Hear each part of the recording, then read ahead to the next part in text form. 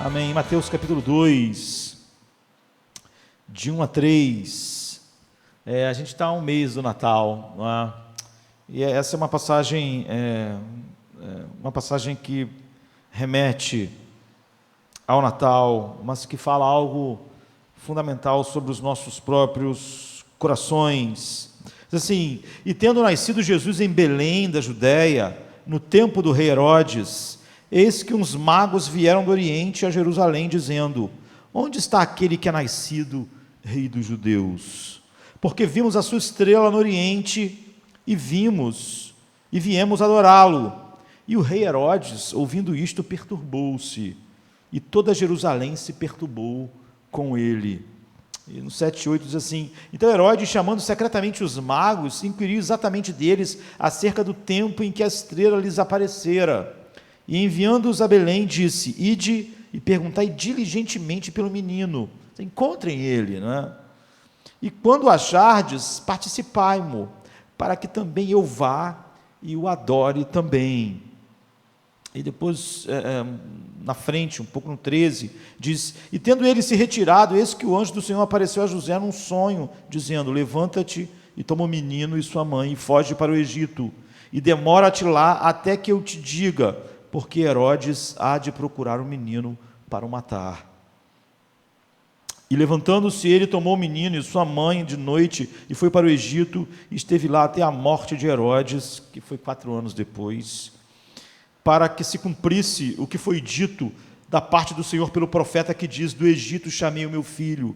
E então Herodes, vendo que tinha sido iludido pelos magos, ficou muito irado, e mandou matar todos os meninos que havia em Belém, e em todos os seus contornos, de 2 anos para baixo, segundo o tempo que diligentemente inquirira os magos. E depois lá no 22 diz: e ouvindo que Arquelau reinava na Judéia em lugar de Herodes, ou seja, Herodes tinha morrido no ano 4, né, quer dizer, 4 anos depois, seu pai receou ir para lá, mas avisado num sonho, por divina revelação, foi para as partes da Galiléia, e chegou e habitou numa cidade chamada Nazaré, para que se cumprisse o que foi dito pelos profetas: ele será chamado Nazareno. Então essa é uma história super conhecida, esse é um relato famoso, uma cena da encarnação, desse grande mistério, de Deus, do Deus eterno, se tornar um homem neste mundo, nascer aqui. E ele é contado por Mateus. Mateus é que nos conta essa história com esses detalhes. Os magos das terras orientais vieram, procuraram Cristo e chegaram na Judéia, diante do rei Herodes, e disse: onde está o rei nascido dos judeus? Agora você pense, eu não sei se os magos pensaram muito, né? Mas é óbvio que isso era um grande problema. Você entra no palácio, o palácio é do rei, o palácio é do rei dos judeus. Tu chegar lá, diante do rei dos judeus, diz assim: a gente veio aqui porque a gente está procurando o rei dos judeus que nasceu. Ora, o que o rei dos judeus ia sentir? Ameaçado. Que história é essa? Eu sou o rei. Como é que esses caras vêm aqui e dizem que nasceu um rei? Então o cara vai tomar meu trono, vai tomar meu lugar, não é? Porque eu sou o rei dos judeus. Então os magos foram lá e disseram: onde está o rei? E você vai, óbvio, alarmar a pessoa que está no trono. Quando chega o rei, quando é dito que o rei vai ocupar o teu trono, você fica alarmado. A Bíblia diz que Herodes ficou tremendamente perturbado, e Jerusalém ficou totalmente perturbada junto com Herodes. Então Herodes foi um dos governantes mais violentos que já existiu. A gente sinceramente reclama dos nossos governantes, eles são péssimos. Assim, eles merecem que a gente reclame deles mesmos. Mas os governantes que os nossos irmãos aqui experimentaram, queridos, faz os nossos governantes maravilhosos. Pense em Pedro,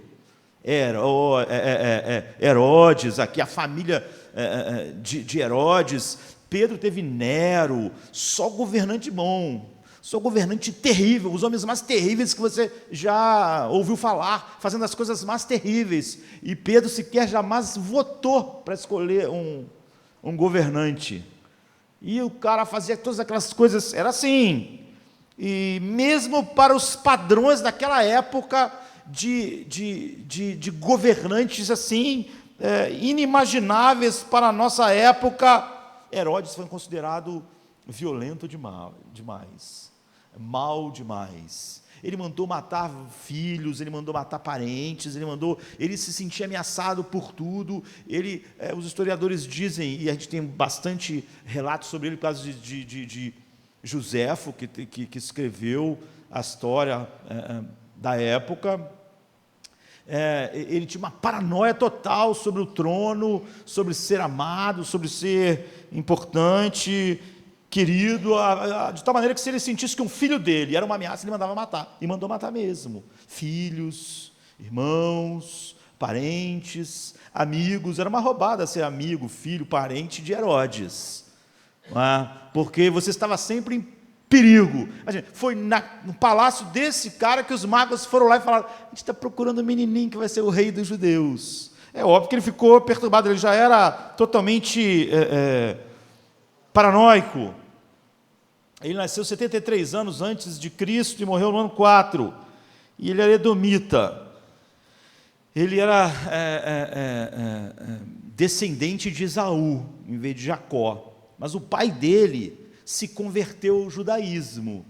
Então ele já nasceu e foi criado como um judeu. Ele é o rei dos judeus, porque o Senado romano colocou ele nessa posição. Então ele era um louco assassino, matou a sua família, matou inúmeros rabinos, matou todo mundo que discordava dele, ou todo mundo que ele desconfiasse de que por acaso pudesse ameaçá-lo de alguma forma. Mas apesar disso ele foi um dos governantes que mais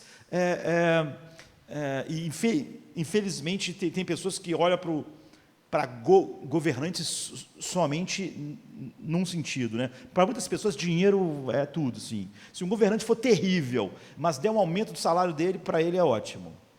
Herodes foi um governante que mais construiu, assim, fez obras incríveis, obras maravilhosas. Cesareia, o porto de Cesareia, o grande templo que Jesus viu, o templo que as pessoas ficavam maravilhadas à distância. Uma das maravilhas é o templo de Herodes. Ele que mandou construir o templo com uma riqueza, com uma beleza. Ele foi um grande construtor, mas ele tinha essa paranoia, essa violência cercava ele de todas as formas. Então, quando ele morre, o reino dele é até separado em 4 partes, assim, para 3 filhos e uma filha. Mas ele foi um homem assim tremendamente poderoso, vassalo de Roma, mas sempre esteve bem com Roma e sempre com muito poder e riqueza. Então, quando ele ouviu o relato dos sábios, ele era um cara tão assim, que quando ele morreu, ele tinha uma preocupação, Herodes, se as pessoas iam chorar na morte dele. Mas é óbvio que ele não ia estar lá para ver. E isso preocupava ele: será que quando eu estiver morto, as pessoas vão ficar arrasadas? Então ele determinou o seguinte: ele escolheu lá um monte de figurão importante no reino, e deu a lista, e disse que no dia que ele morresse, tinha que matar aquele pessoal todo, no mesmo dia. Que essa era uma garantia de que todo mundo lá ia chorar, que quando ele morreu em Jericó, que quando ele morresse em Jericó, todas essas figuras iam ser assassinadas também em Jericó, porque era a certeza de que as famílias, a cidade, a nação toda ia chorar naquele dia. Queria ser um dia de tristeza, ele queria garantir que o dia fosse de tristeza. É essa pessoa que os magos procuraram. E os filhos dele foram péssimos, mas mesmo o filho péssimo dele não fez o que o pai pediu nesse último desejo de matar as pessoas para que todo mundo chorasse no dia do enterro. Então ele tinha uma doença renal crônica, então há uma controvérsia se ele se suicidou de tanta dor e sofrimento, junto com uma paranoia esquizofrênica, que os historiadores atribuem a ele. Então, quando ele ouviu o relato dos sábios, ele consultou os estudiosos. Ele logo ficou interessado. Um rei dos judeus? Eu sou o rei dos judeus. Eu tenho o trono. Esse cara nasceu e... Então ele consultou e os estudiosos disseram, olha, o Messias está profetizado que ele vai nascer em Belém. E ele então falou para os magos, olha, vai lá e procura eles. Procura ele até vocês acharem um menino que vai ser o rei, porque eu também quero adorar ele. Eu também quero adorar, mas a gente sabe na história que eles queriam ele queria só matar. Então, os magos foram... Deus impediu os magos de voltar pelo mesmo caminho e contar a ele que acharam um menino. E ele ficou revoltado, ficou desesperado, e então ele teve esse plano terrível de mandar matar em Belém e nas cercanias todas as crianças de 2 anos para baixo. Pelo tamanho de Belém, os historiadores calculam que foram mortas de 30 a 40 crianças abaixo de 2 anos de idade. Você imagina como terrível isso é numa pequena cidade, todas as crianças abaixo de 2 anos serem tiradas dos seus pais, das suas mães e serem assassinados, como é devastador para... Só que Herodes foi tão cruel que essa coisa, por exemplo, nem entra na sua história, nem entra assim, não acharam que era uma crueldade suficiente para entrar no currículo das loucuras que Herodes cometeu. Então, Jesus teria sido vítima de limpeza étnica, se Deus não, de um genocida, se Deus não intervém. Então, Jesus foi para o Egito. Todos acham que Jesus foi para Alexandria, porque em Alexandria havia uma grande comunidade judaica de todos aqueles que, com medo de Herodes, Alexandria no Egito, né? Foram para lá e formaram uma grande comunidade, onde era fácil você viver por causa disso. 30 anos antes dessa história, por exemplo, Cleópatra morreu em Alexandria, já que era lá por causa de Alexandre que veio os Ptolomeus, o pessoal que estava mandando no Egito nessa época. Então José vai para lá, e só quando Herodes morre, 4 anos depois, José mesmo assim tem medo de voltar para a Judéia, para onde estava o centro do poder. Então você vê que Deus fez ele ir para Nazaré, para Galiléia, e nós devemos perguntar por que Mateus contou essa história. Porque todos os apóstolos, eles tiveram que, Mateus, Lucas, João, Marcos, os apóstolos e os escritores, que não eram apóstolos do Novo Testamento, mas que estavam próximos a algum apóstolo, por isso eles escreveram, Lucas e Marcos, eles tiveram que escolher.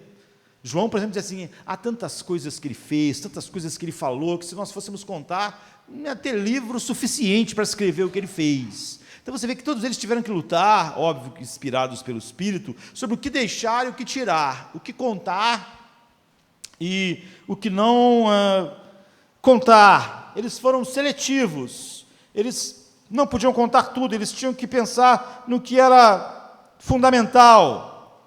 E quando eles resolveram contar algo, algum pedaço dessa grande história, é porque isso era fundamental para nós entendermos quem Cristo era, o que ele fez, o propósito eterno de Deus. Ou seja, eles colocaram só coisas que iam revelar mais profundamente isso. Não há um versículo, não há uma sentença aí que não é fundamental para nós. Então, por que Mateus, especialmente ele que nos conta essa parte da história, quis preservar essa parte? Primeiro, porque isso é a história, é a verdade, é o que aconteceu. Em segundo lugar, eles escolheram por causa disso, porque achavam que aquilo é a parte fundamental para o nosso entendimento. O fato é que Jesus veio ao mundo como rei a primeira vez e virá como rei de novo. Mas é óbvio que ele veio como rei de maneiras diferentes. Mas, de qualquer forma, mesmo quando você pensa que quando ele vier a segunda vez como rei, reivindicando, julgando o mundo, você tem que entender que na primeira vez, quando ele veio como rei, de maneira totalmente diferente, e nós vamos ver porque isso era necessário, ainda era um rei e ainda era uma grande ameaça, o reino de Cristo. Então, você vê nessa história relato de opressão, de injustiça, de sangue, de falta de moradia, de tragédia familiar. Você vê o retrato do grande mal externo do nosso mundo, da sociedade, das histórias das famílias, da história das nações. Então, nós corremos o risco sempre de perdermos a visão, há tanto mal à nossa volta. Todas essas coisas são tão próximas a nós, que você tende a achar que esse problema é realmente externo. E nós sempre estamos tentando consertar o mundo assim, né? Ou interpretar o mundo assim.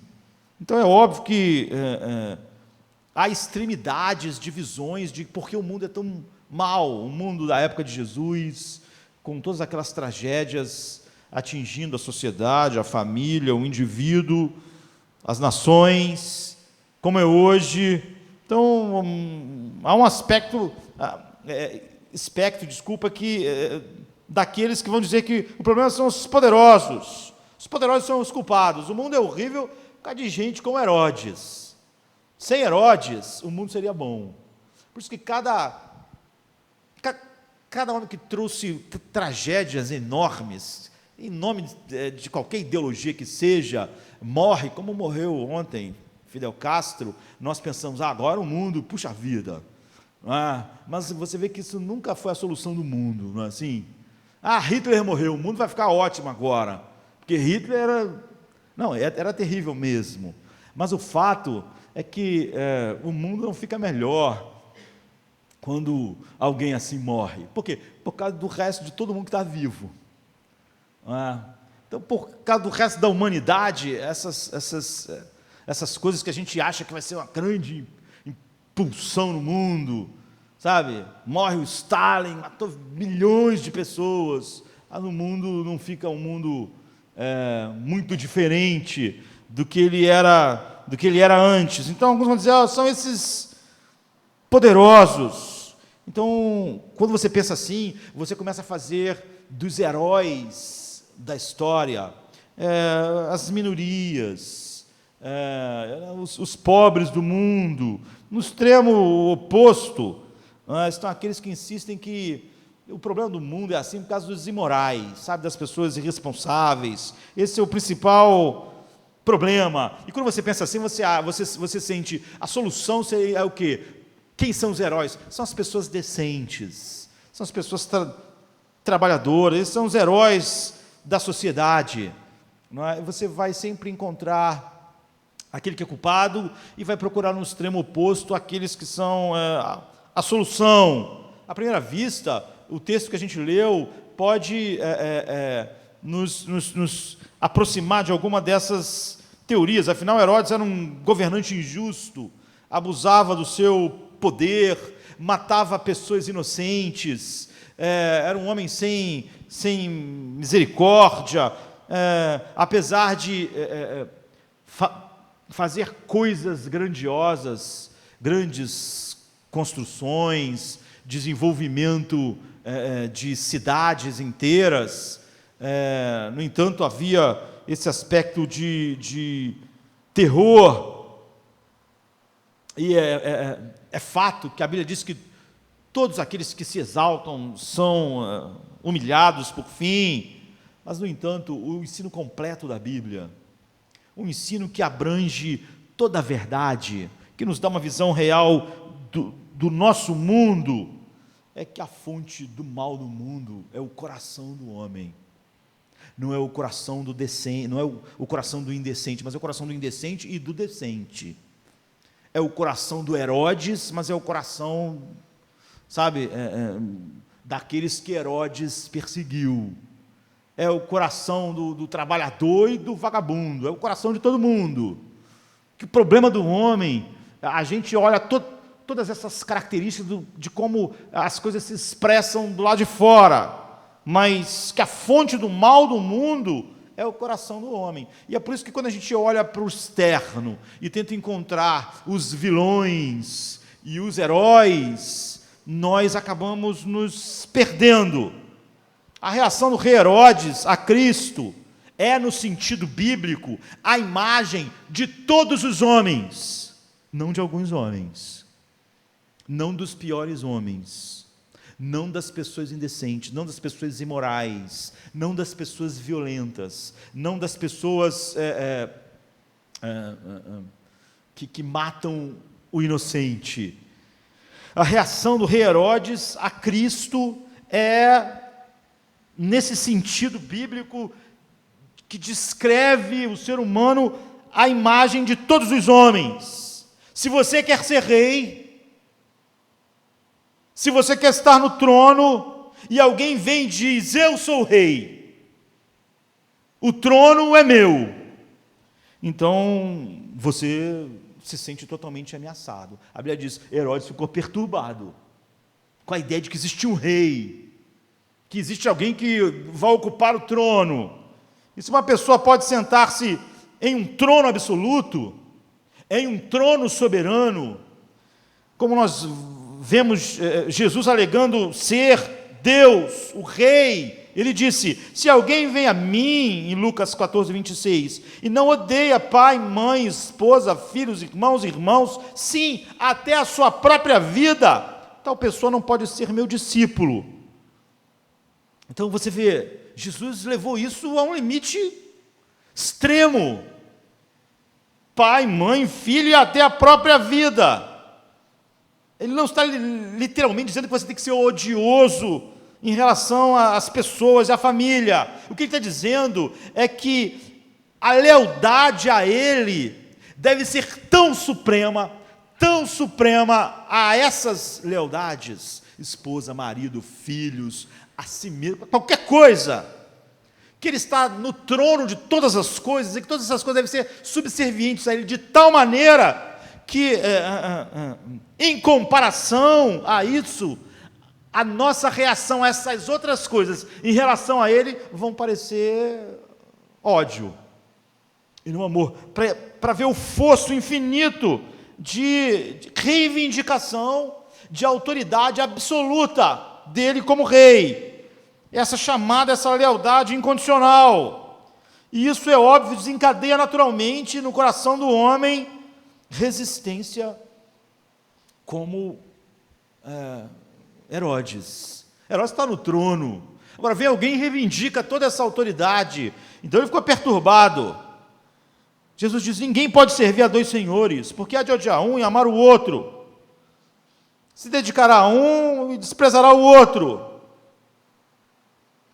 E a maioria das pessoas, quando ouve Jesus dizer isso, elas pensam, eu posso, eu acho que eu consigo servir a Deus e ao dinheiro, ter essas outras coisas que ele disse que era impossível ter próximas a ele em lealdade, pai, mãe, filhos. Esse ano o Prêmio Nobel inovou e pela primeira vez deu o Prêmio Nobel de Literatura a um músico, não é? Pela letra das suas músicas. Nunca tinha acontecido, todo mundo ficou meio espantado. Deram a Bob Dylan o Prêmio Nobel de Literatura. Bob Dylan, então, foi o único cara que ganhou tudo quanto é prêmio que você pode imaginar importante no mundo, porque nenhum artista tinha sido indicado para ganhar um prêmio Nobel de Literatura. E um monte de escritores famosos de livro ficaram totalmente ofendidos, né? Como é que um músico que nunca escreveu um livro, que só escreve letra de música para ganhar o Prêmio Nobel de Literatura? Em 79, Bob Dylan, escreveu uma música que o título dela é Eu Tenho que Servir Alguém. Eu tenho que servir alguém. O refrão da música do Bob Dylan diz assim: mas você vai ter que servir alguém. Sim, realmente. Vai ter que servir alguém. Bem, pode ser o diabo ou pode ser o Senhor, mas você vai ter que servir alguém.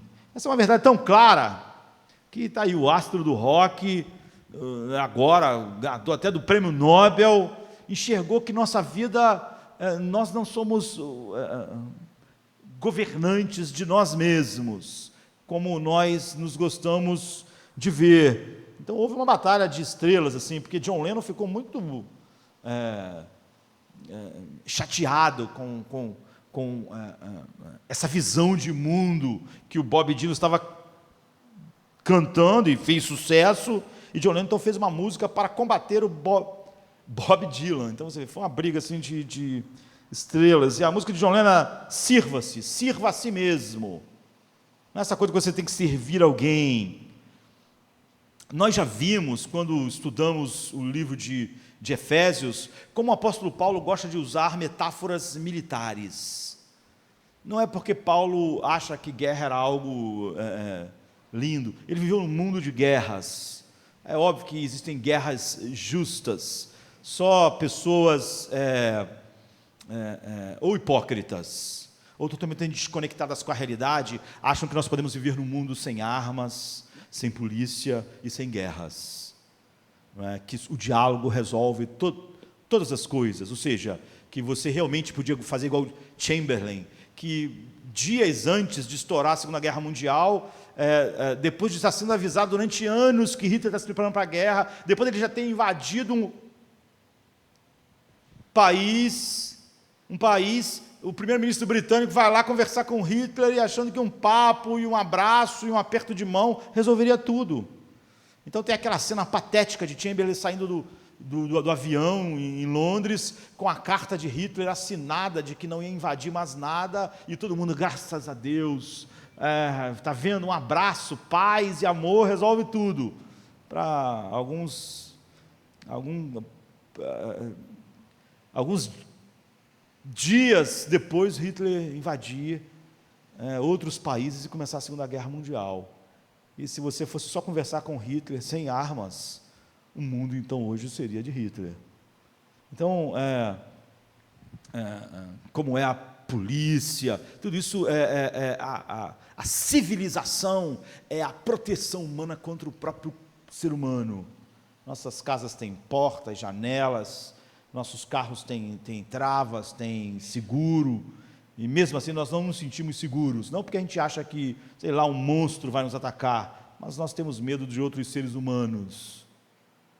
Então, só a ideia de que você está sendo assaltado, se você falar sobre paz e amor, mostrar ao assaltante como aquilo é errado, aquilo não leva a nada, que violência gera violência, então o ladrão joga a arma fora, chora e te dá um abraço, você vive no mundo da lua, não vive no mundo real.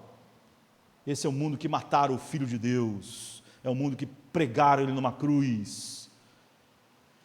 Então, Paulo, é óbvio que ele usa muitas metáforas militares, não porque ele admirava a guerra, apesar de tantas guerras serem necessárias, mas porque não há nenhuma maneira de você entender a relação do crente, do homem transformado para com Deus, a não ser através dessas metáforas. Nenhuma outra metáfora é mais poderosa. Ele diz assim em Hebreus 6, a partir do 10, e demais, irmãos meus, fortalecei-vos no Senhor na força do seu poder, e revestidos de toda a armadura de Deus, para que possais estar firmes. Nós sabemos quando ele vai descrever toda a armadura. Em 2 Timóteo 2,13 ele diz: tu, pois, sofres aflições como?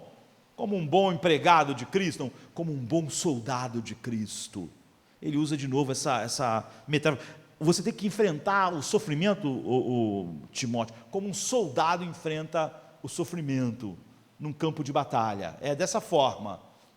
Essa é a maneira. Ou ele mesmo descreve a vida dele no fim como: eu combati o bom combate.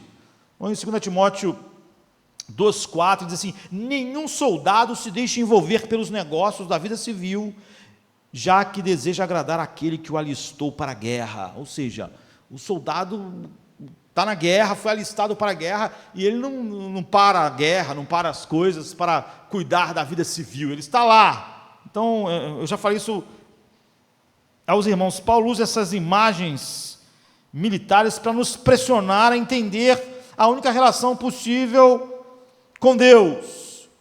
Nós somos soldados, nós usamos armadura, porque o fundamento da nossa relação com Deus é exatamente isso que apavorava Herodes e apavora todo homem, e que é essa ameaça que Cristo é ao homem. É por isso que Cristo ou é adorado, ou você cai aos seus pés como Senhor, Rei e Deus, ou você o odeia. A Bíblia não tem uma relação diferente com Cristo. Então, existem muitas outras situações na vida que nós chamamos de obediência. Mas é óbvio que essa já é uma maneira de mostrar, de tentar separar a realidade do coração de Herodes em todo homem. Porque na maior parte das nossas relações não há uma relação de obediência de verdade. Eu já disse isso, você e eu, a gente tem compromissos, e a gente acha que quando está cumprindo esse compromisso nós estamos obedecendo, mas na verdade não é a definição de obediência real e bíblica. Você tem um emprego, você assina lá o seu contrato de trabalho, trabalhar tantas horas por semana para ganhar tanto de salário, e você tem um gerente, e o gerente te diz o que você deve fazer, você tem um chefe, você tem um diretor, não sei, e ele diz o que você tem que fazer, o que você não tem que fazer, a hora que tem que chegar, a hora que tem que sair, as metas, você cumpre, e você pensa, eu estou obedecendo, isso é obediência, mas na verdade aquilo não é obediência, aquilo é um contrato. Você está sempre avaliando se vale a pena o contrato e o que você está fazendo, sempre. Quem está definindo isso é você. A tua relação com todas, sempre é voluntária, nunca é de obediência. Sempre é voluntária. Na hora que você achar que o que ele está pedindo não vale a pena para o salário que você recebe, você diz, não vou ficar, vou ficar de aviso, eu quero sair, quero fazer, não vou fazer. Você vê que o tempo inteiro, quem estava no controle é você, da situação, daquela relação que você chamava de obediência, porque você tinha que obedecer algumas coisas, mas só se você concordar, só se você se sentir que aquilo vale a pena, só se você sentir que aquilo é lucrativo para você de alguma forma. Você realmente tem que limitar algumas liberdades, tem horários, tem métodos, tem essas coisas, mas porque você quer, porque você acha que o salário vale a pena, ou porque você precisa, mas tem um limite. Quem está no controle da relação sempre é você. Você nunca está de fato obedecendo, porque quando você entra nesse relacionamento com o empregador, todo mundo sabe que pode desistir. Todo mundo sabe que pode dizer, não quero mais. Você passou dos limites. Eu estou cansado demais. Isso está além daquilo que eu esperava, daquilo que eu queria, mas você vai dizer, eu não sou escravo, eu sou empregado. Então, se você olhar bem, e é isso que Paulo quer incutir em nós, você nunca obedeceu o seu gerente. Você nunca obedeceu o seu patrão. Você sempre estava fazendo a sua vontade. Você estava sempre controlando a relação. Você só estava fazendo o que você queria fazer. Pelo salário que você achava que valia a pena receber. Isso não é obediência. Então, tu tem aquela série de recomendações e você pensa, eu quero continuar nesse trabalho? Eu preciso continuar nesse trabalho? Eu posso arrumar um trabalho melhor? Eu sou obrigado a aceitar esse tipo de coisa? Eu não posso arrumar uma coisa que me dê mais tempo, um gerente menos chato? Ou seja, a cada passo você está avaliando, vale a pena, vale a pena, vale a pena? Já chegou no limite? Eu tenho limite, eu tracei a linha aqui. Quem traça a linha não é ele, você vê, não é o patrão, não é o gerente, não é o diretor. Então, no final, toda a sua relação foi voluntária. Você fez o que quis, mesmo quando você estava aparentemente obedecendo. Você fez o que você quis, porque você queria. Você estava ali, você dava um limite. E isso, como eu disse, quando a gente estudou Efésios, é acordo, não é obediência. Porque obediência você submete à sua vontade. É por isso que Jesus não diz assim, olha, você tem que negar algumas coisas em sua vida, você tem que negar a si mesmo. Você tem que negar você. Como nós vimos, ele diz, aquele que não me amar, não tiver essa relação incondicional, mais do que pai, mãe, filho, ou a si mesmo, amar a mim mais do que a sua própria vida. Você vê, ele está falando sobre algo muito diferente. Porque o tempo todo, numa relação como essa que eu descrevi, você está confiando no seu intelecto, você está confiando na sua mente, você está confiando na sua sabedoria, no seu entendimento, na sua vontade. O tempo todo você está com a mente pensando, isso é razoável, isso é aceitável, isso está dentro da minha vontade, eu quero trabalhar essas horas todas, eu quero cumprir essa meta, isso que ele está pedindo está dentro de um limite razoável. Você vê, o tempo todo você estava com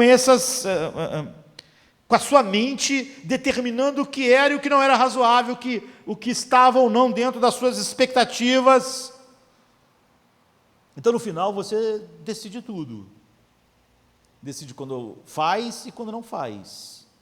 Decide quando se submete e quando não se submete. Você ainda confia tão somente no seu intelecto. Você ainda confia tão somente na sua capacidade de enxergar a realidade e definir o que é melhor. Isso não é obediência. É por isso que Paulo usa, como eu disse, metáforas militares para descrever essa relação. Sofre, pois, comigo como um bom soldado. Um soldado na guerra não é assim. Um soldado, ele não tem essa relação que nós estávamos descrevendo. A relação dele com o seu comandante é a relação que descreve o que Paulo quer descrever para nós. Em qualquer lugar você tem o direito de sair e dizer, cansei, isso aqui está demais, estou fora. Mas imagina um soldado na guerra. O que é pedido a ele quase sempre é meio que louco. Normalmente nós somos assim, está atirando ali, a gente vai para lá. Está atirando ali, a gente vai para o lado oposto.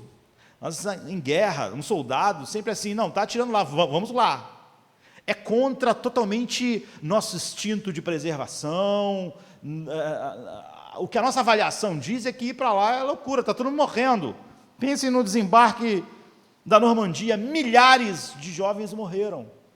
Então você está num barco, olha para a praia e vê lá aqueles milhares mortos, e o capitão está dizendo, agora chegou a tua hora, agora é a tua vez de desembarcar. E as metralhadoras, e os tiros, e os morteiros, você diria o quê? Estou fora, não quero esse emprego, não. Esse emprego é péssimo. Eu já estou vendo lá todo mundo morto. A chance de eu sair vivo é quase zero. Você não pode se demitir. Você não pode fazer isso, porque não é legal. É ilegal.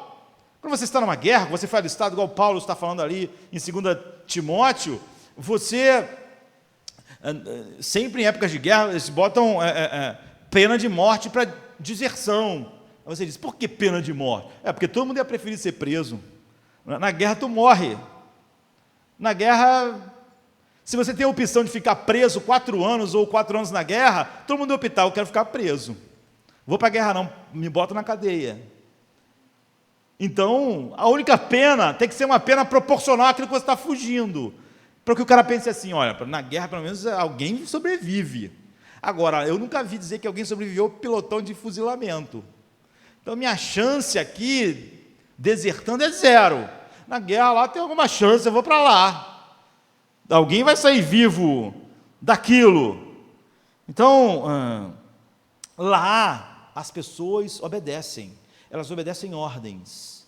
elas não estão sendo mais guiadas pela sua própria mente, ver se aquilo é o melhor, se não é o melhor. Há um plano, há o dia D, há o desembarque. Naquele dia você vai desembarcar. Paulo está tentando transmitir isso. Deus disse para Paulo: eu vou te mostrar o quanto você deve sofrer. Então, é um soldado. É um soldado. Ele não diz: olha, eu vou avaliar se eu quero sofrer isso tudo.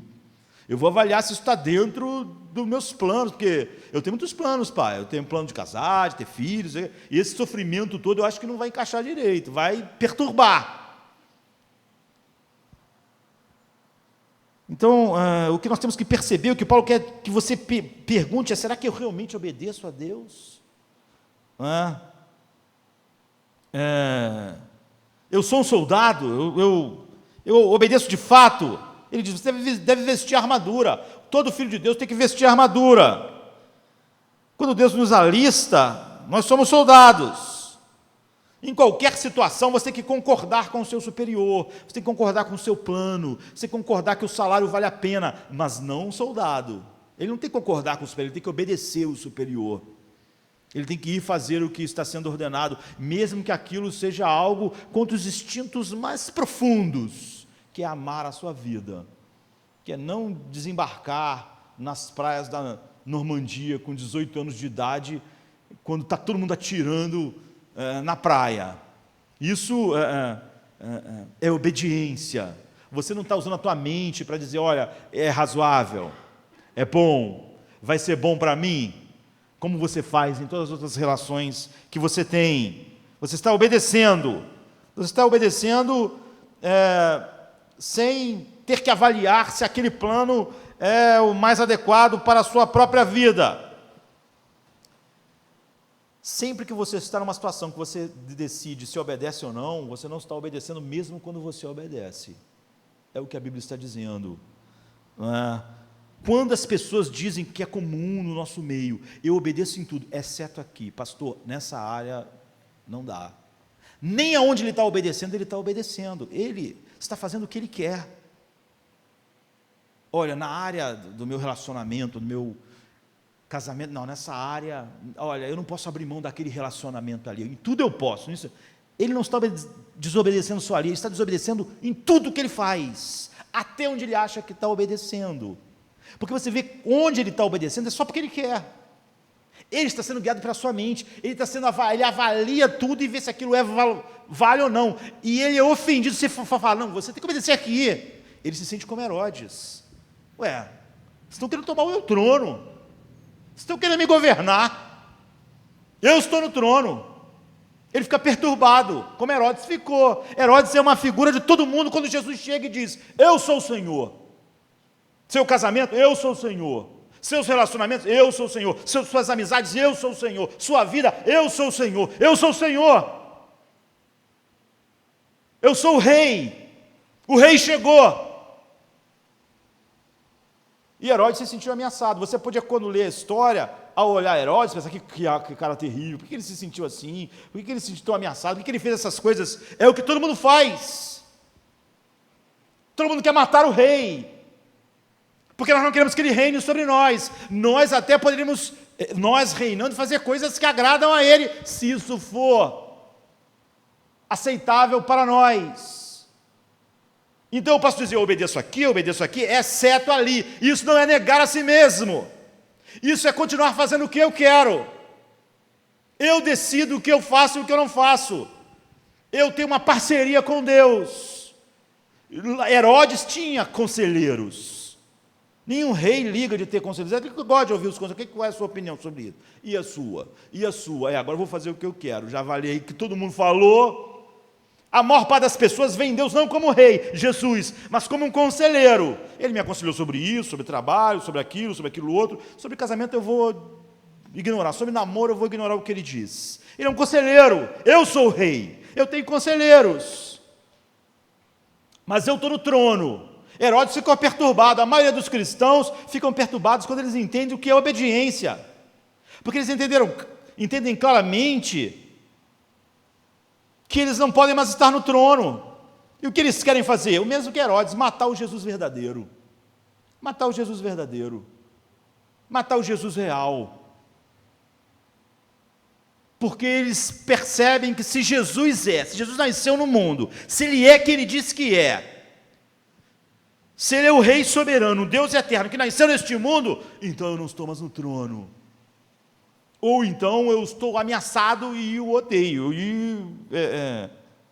Então, quando você diz, eu concordo em tudo com Deus, eu concordo com isso que a Bíblia diz, com aquilo que a Bíblia diz, exceto esse ponto aqui, esse ponto eu não consigo.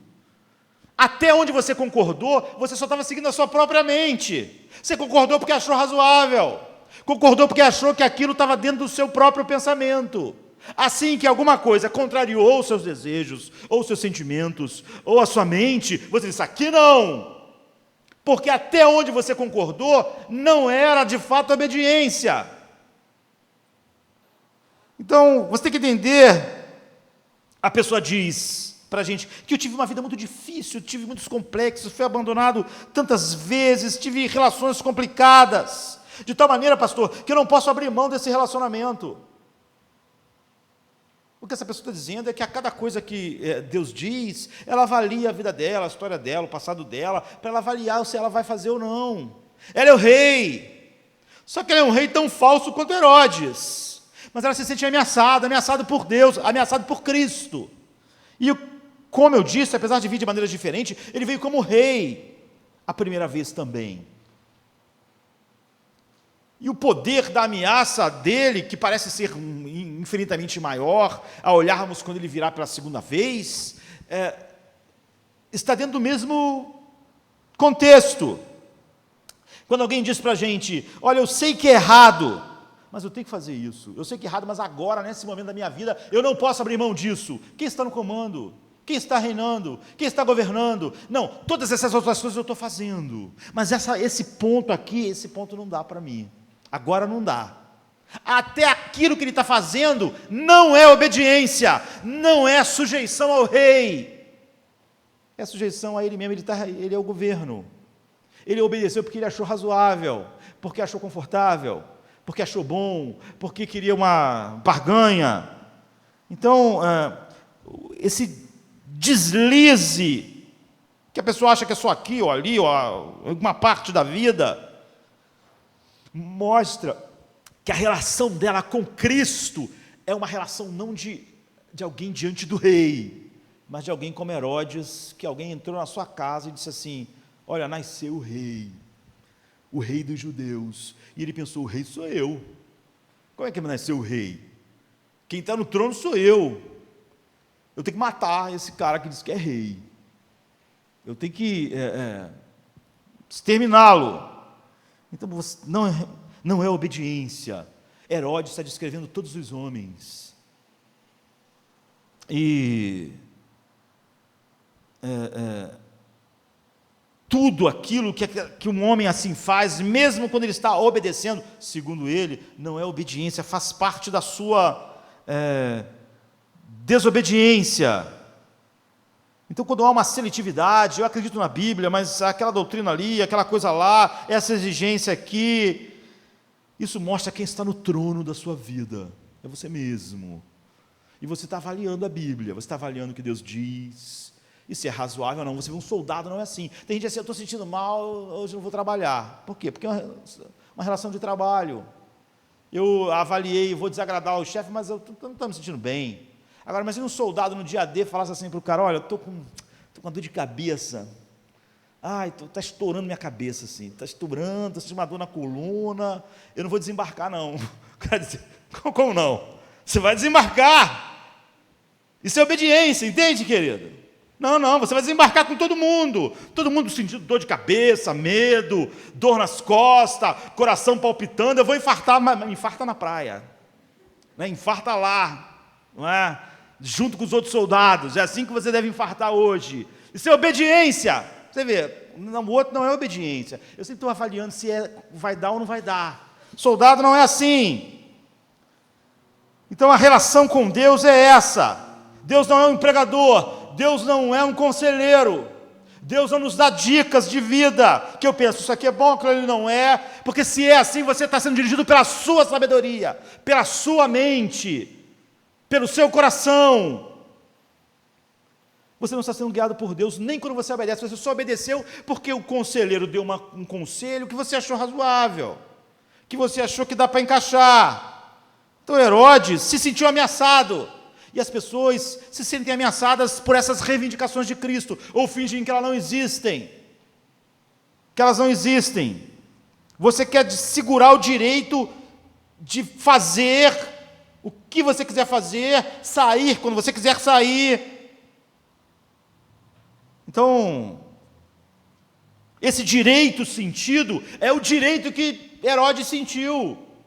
É o meu trono, é o meu governo. Como assim tem um rei? Então, quando Jesus chega no mundo, está chegando o rei. É uma ameaça para todo mundo. É uma ameaça para todos nós, não só para Herodes. É a reação do coração dele, é a mesma reação do coração de todo homem natural, a não ser que ele seja regenerado, que deixa evidente, já que é assim, que não quer dizer fazer parte da igreja visível, porque você pode fazer parte da igreja visível. Herodes era um judeu, mas você pode continuar só nessa relação de acordo. Um cristão é uma pessoa que diz: eu sou uma pessoa sob ordens, eu sou uma pessoa sob ordens. Deus chama Paulo e diz: eu vou te mostrar o quanto você deve sofrer. Ok, isso parece maravilhoso, era o plano que eu tinha para a minha vida, era a coisa mais sofrer, desembarcar lá na Normandia, enfrentar aí, Pedro, você vai morrer por causa do testemunho do Evangelho. Cristão é alguém sob ordens, ele não é alguém sobre contrato de trabalho, ele não está sendo guiado mais pela sua mente, pela sua sabedoria. A cada coisa que Deus diz sobre vida, casamento, dinheiro, ele não fica avaliando, isso é razoável ou não é razoável, isso é aplicável ou não é aplicável, dá para viver isso no século 21 ou não dá para viver. É uma reivindicação de autoridade absoluta, um chamado de lealdade incondicional, que desencadeia naturalmente no coração não regenerado humano a mesma reação de se sentir totalmente ameaçado no seu trono que Herodes sentiu. Então a reação do rei Herodes a Cristo aqui, nesse sentido, é uma imagem de todos os homens. Muitos, ouvindo isso nesta manhã, isso pode estar se sentindo exatamente assim, ofendidos, mal, não gostando, por causa disso. É um mago entrando no seu reinozinho, no seu salão do tronozinho, dizendo: nasceu um rei, você não é o rei, você está sentado no trono errado, esse trono aí não é seu. E se você quer ser rei, e alguém vem lá e diz que o rei chegou, e que o trono que você está ocupando pertence ao rei dos judeus, então, por isso que Romanos 7:8, Paulo diz que o estado natural da mente humana é ectra, é inimizade contra Deus.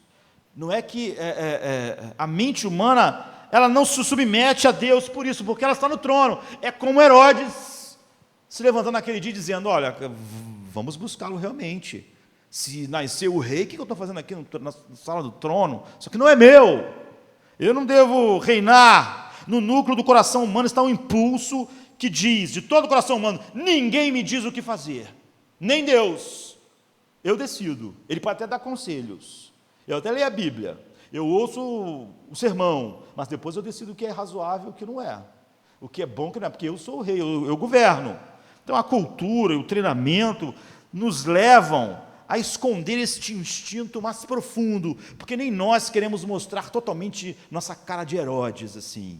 Não queremos. Nós queremos ser vistos como cooperativos. Todo mundo quer ser: não, eu sou um jogador da equipe, eu sou uma pessoa de equipe. As pessoas dizem: eu sou amável, eu sou amoroso. Nós queremos, não só que as pessoas nos veem dessa maneira, nós vivemos às vezes em negação, nós queremos nós mesmos nos ver dessa maneira, mas essa negação toda não abafa a realidade de que nós nascemos naturalmente agarrados ao trono assim. Nenhuma quantidade de educação e terapia ou qualquer coisa muda isso. De acordo com a Bíblia, o mal do mundo, em última instância, decorre do egocentrismo final do coração de todos os homens. Todo mundo é Herodes no trono. Todo mundo se sente ameaçado por todos. Herodes, você matou o filho, matou todo mundo que ameaçava o trono dele. A Bíblia diz: no coração todo mundo é assim, todo mundo se sente ameaçado por todas as outras pessoas, egocentrismo, autojustiça, autoabsorção. Cada um de nós quer que o mundo orbite em torno de nós. Por isso que os casamentos não dão certo, as amizades entram em conflito. Alguém, em algum momento, cruzou a linha que eu achei que o meu reinado não podia ser cruzada. Nós não queremos servir a Deus ou ao nosso próximo, não queremos. Nós nascemos para amar a Deus sobre todas as coisas, servi-lo, amar, fazer isso, e ao próximo como a nós mesmos. Mas nós não queremos, naturalmente, nós odiamos servir a Deus, nos submeter a Deus, e servir ao próximo, naturalmente, seu oposto. Cada reclamação que eu já ouvi sobre a igreja, decepções das pessoas com a igreja,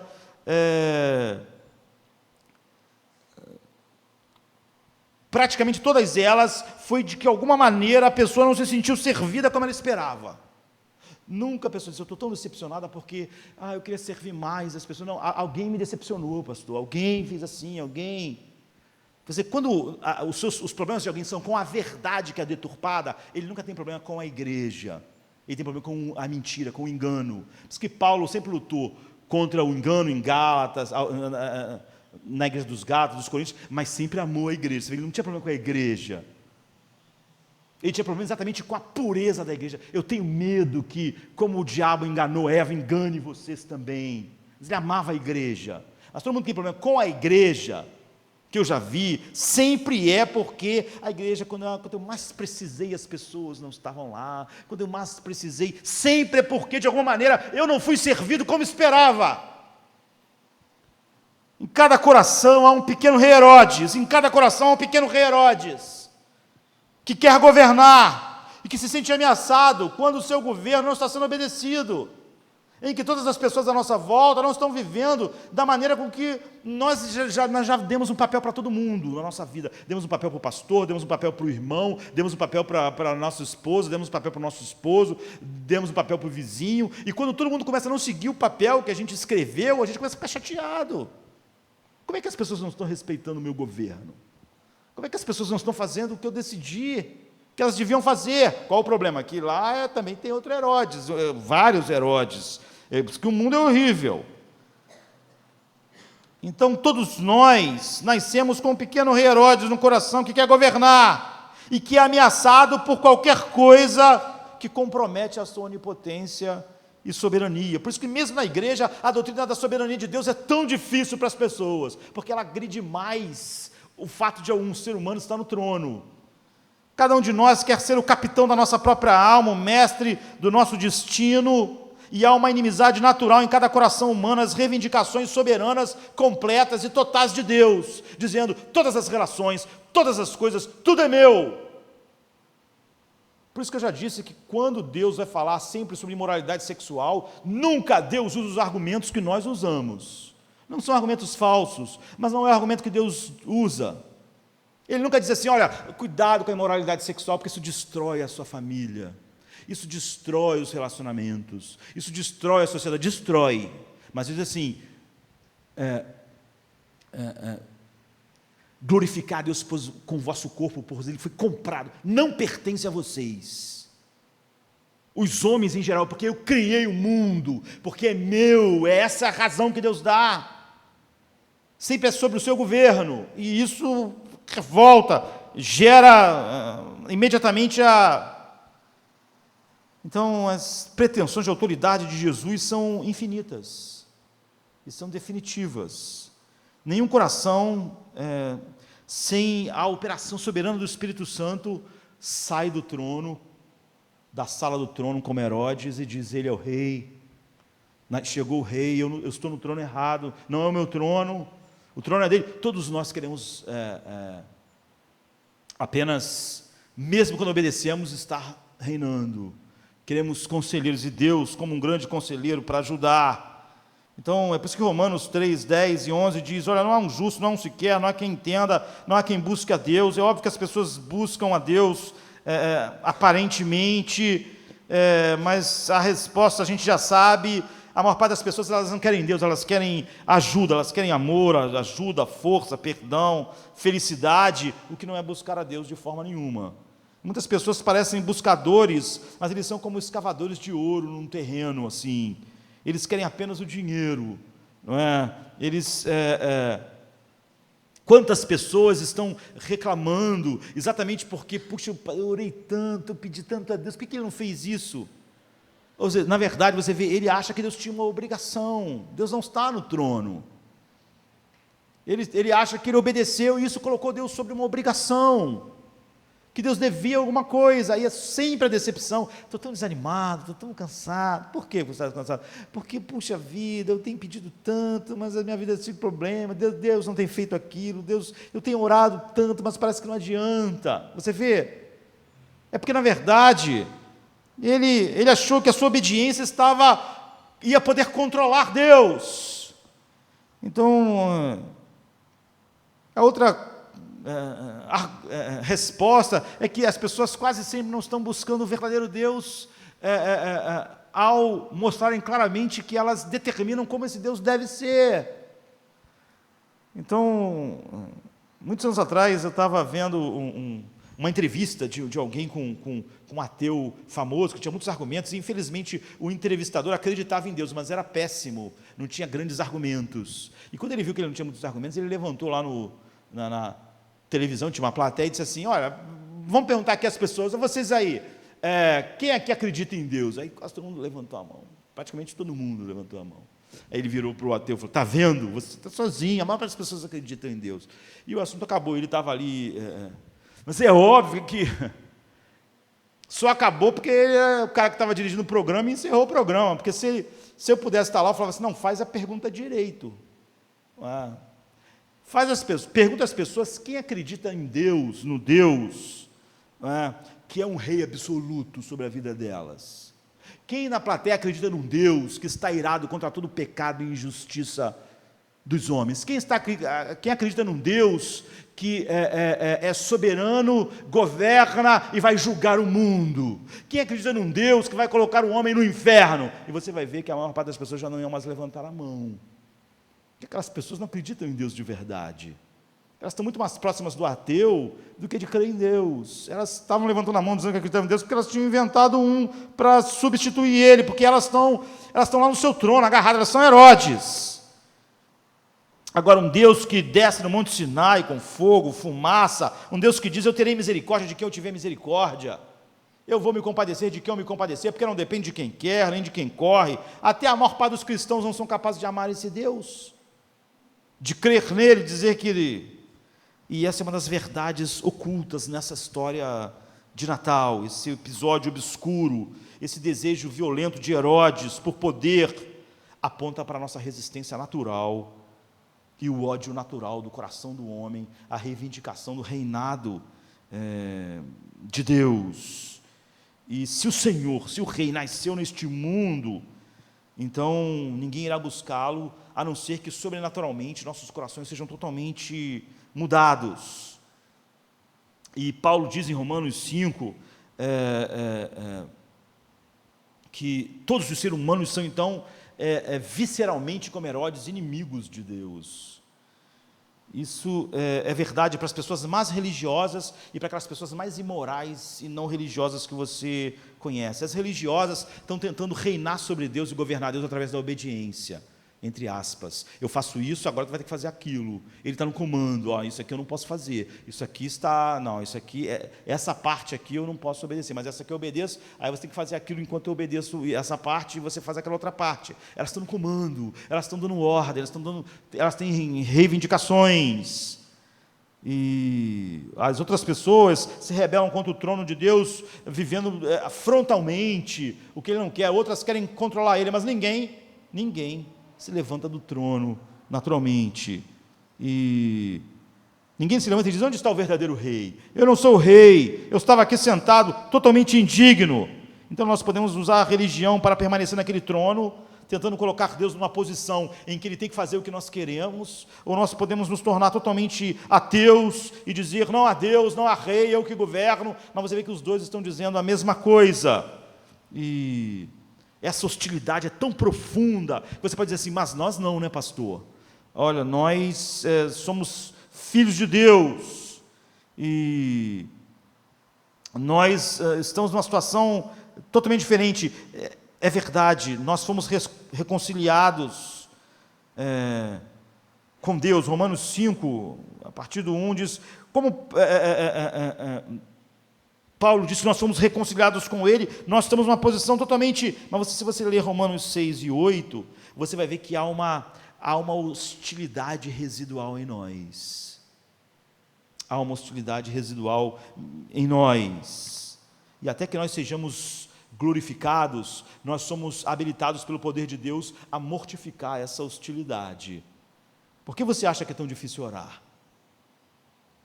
Se Deus é a coisa mais maravilhosa que existe, se essa é uma ordem dEle, se Ele disse para você viver uma vida de oração, por que você acha tão difícil? Por que você acha que é tão complicado encaixar ela na sua vida? Por que você acha que é tão difícil se concentrar 1 hora por dia na pessoa mais maravilhosa do mundo? Na pessoa que você disse é a pessoa mais maravilhosa do mundo. Diz ser o deleite da sua alma, quando é tão fácil você se concentrar e gastar tempo com pessoas e coisas. Porque quando Deus não responde uma oração sua, por que quando Deus responde, você acha maravilhoso, você abraça os irmãos, você diz, graças a Deus, Deus fez isso, e logo você esquece. E logo você esquece, a gratidão se esvai. Agora, porque quantas vezes você diz, eu nunca mais vou fazer isso, e daqui a uma semana você faz de novo? 2 semanas depois você volta a fazer, porque Paulo diz, ainda há um pequeno rei Herodes dentro de você, sabe? Talvez ele esteja aborrecido em ouvir isso agora. Isso significa que um cristão só cresce intencionalmente. Você vê, se ele deixar, vou deixar rolar e vou ter uma vida de oração, você não vai ter. O cristão só tem uma vida de oração intencionalmente. Eu vou ter uma vida de oração, eu vou separar um tempo, eu vou estar, talvez a minha vida inteira eu estive nos cultos da igreja, mas foi intencional. Se eu deixasse a minha vida decidir se era confortável ou não estar aqui, eu não estaria um monte de vezes, dos 15 anos de idade até agora, será? Até da infância, mas da infância não vou contar, porque aí o pai e minha mãe me trazia. Tem que ser intencional, eu vou estar, eu vou orar, eu vou crescer, eu vou orar, porque você vê que naturalmente há ainda focos de resistência em nós, em relação a isso, e há uma segunda parte importante desse texto que nós não vamos ver. Quando Jesus voltar de novo como rei, Ele vai vir para acabar com todo o mal do mundo.